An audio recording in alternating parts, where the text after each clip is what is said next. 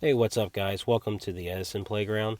Today I got a Fortune Lay deck. This has been my favorite rogue kind of deck that I'm trying to make good. The deck has actually gone through some changes since recording this one, but I want to show this one because there are some pretty good matches here.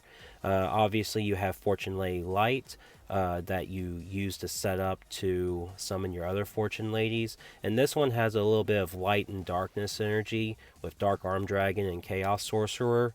So, and you want to use cards like Dark to summon your Fortune Ladies from the graveyard, like Water to draw cards, Fire to burn and to destroy and deal some burn damage, and then to bring back Light so that you can remove it from the field again and to, keep summoning more Fortune Ladies. So, hope you guys enjoy these videos.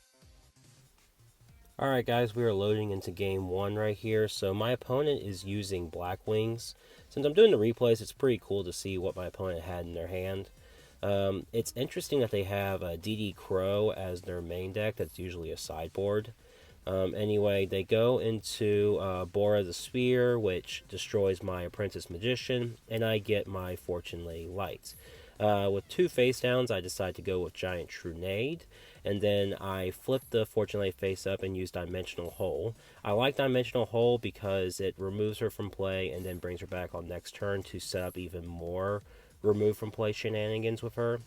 And then I get the Apprentice Magician, creature swap the Bora the Sphere. I thought I could just have a face up Apprentice Magician, but I guess I need to have it face down. Honestly, I'm not 100% sure on that.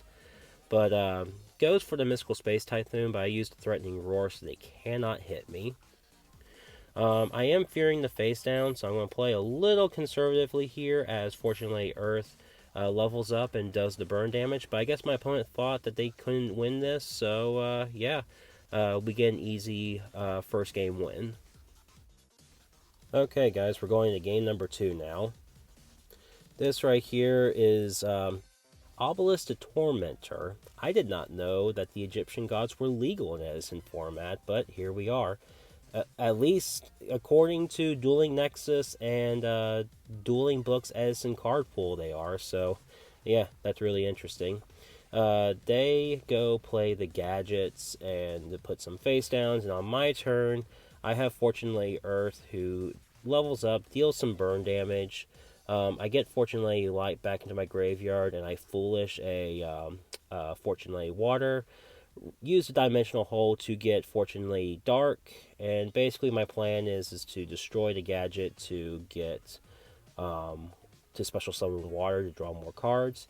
But as you can see here, my opponent is going into some ridiculous plays right now.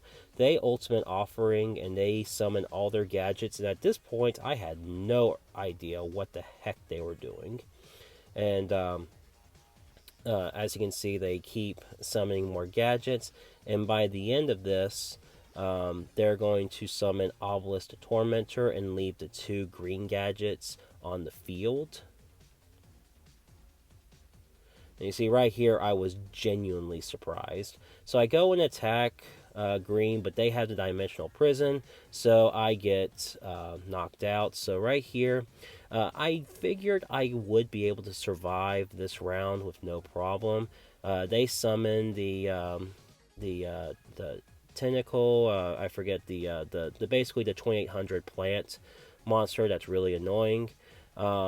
They wipe my board and they deal some pretty good chunk of damage. But right here, I felt like I could easily take care of this.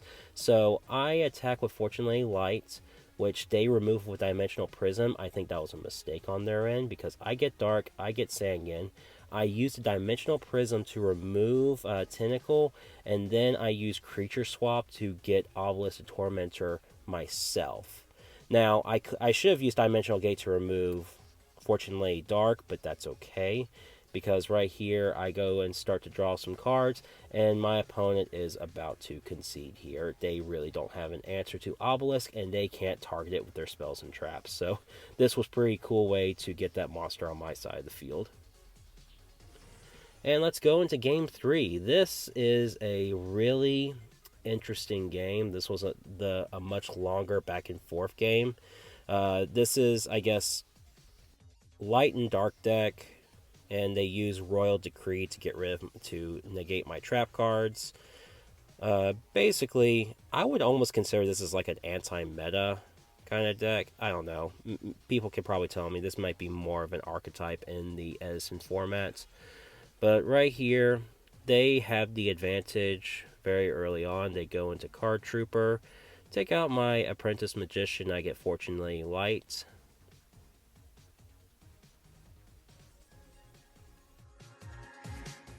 Right here, I go into Dimensional Gate to remove their monsters, and I can put Fortunately Water on the field, and I get to draw 2 cards.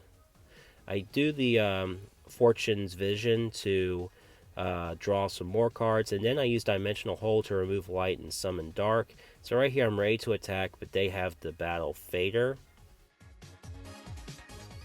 And so then on their turn, they wipe the board so they can get their Card Trooper back, and I get my Fortunately Light back. But I do not expect her to last long at all, especially since they're summoning the Dimensional Alchemist and the Chaos Sorcerer, so they basically wipe my board pretty well here. But going into my turn, I get my Fortunately Light back that I removed from play last turn. And right here, I go into Fortune's, I think it's Fortune's Favor or Fortune's Vision. But anyway, I draw 2 cards, summon the Junk Synchron, and I go into a level 7 Black Rose Dragon to wipe the board. I don't know how good of a play that was, but I felt like that was at least appropriate because I can use my trap cards now. Even though they get cards with both Sangan and the Dimensional Alchemist, I think that was worth it. He just hits me lightly with Sangan, and all I can do is just play a monster face down. It is what it is right now. They go into the Caius, which removes my Sangan, which honestly I should have probably expected that, but it is what it is. I stop their attack, and then I go into a creature swap so I can get their Caius. And I give them just Fortunely Fire, which is good. She's in the graveyard, so I can set her up with Fortunely Dark in later games. And then he summons Grand Mole, and I go into the Skull Lair to remove 3 of my monsters and just destroy it. I was actually really proud of that play. Right here, we go into Fortune's Favor again, and I summon Light, and I just basically start dealing some damage. I'm basically how do you say, in the lead right now. And I go for the Skull Lair, but he uses that one of those Herald Fairy monsters to negate my Fortune Lady Light's effect, so I can't summon more monsters. And then they go into the Dimensional Alchemist, and this is where I messed up. I have plenty of creatures in my graveyard, and I'm close to winning. I honestly should have just destroyed it with Skull Lair, but I didn't. I wanted to use Dark to attack and summon more Fortune Ladies. However, they use Honest to destroy Dark, so my board's empty, and after I destroy the Alchemist, they get their... It's like a worse Chaos Sorcerer, it requires 4 monsters to remove. But right here, they're playing it safe this turn because I think they're fearing my face down and the Skull Lair. But basically right now, they go into Caius. I use Torrential Tribute to knock it out, but it doesn't matter. They have the worst Chaos Sorcerer, and they knock me out. So those are my 3 games. Overall, I'm happy with how it went, but yeah, that last game was a bit of a back and forth where I messed up in the end. But hope you guys enjoy it today, and I'll see you guys later. Bye.